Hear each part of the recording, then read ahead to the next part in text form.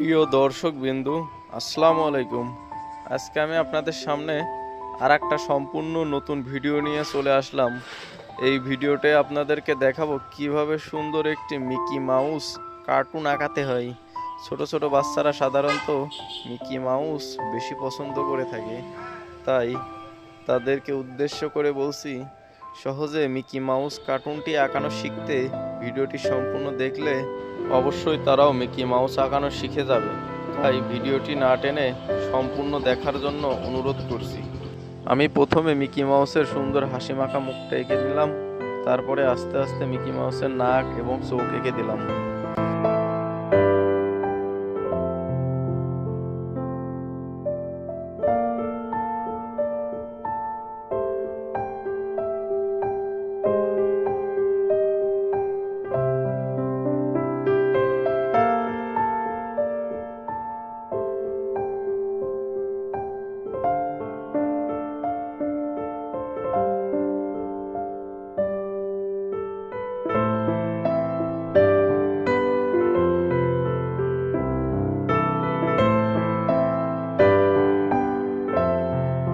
Mickey মাউসের চোখ, নাক এবং মাথা আঁকানোর পরে এবার মিকি মাউসের দুটো কান আঁকবো আমি।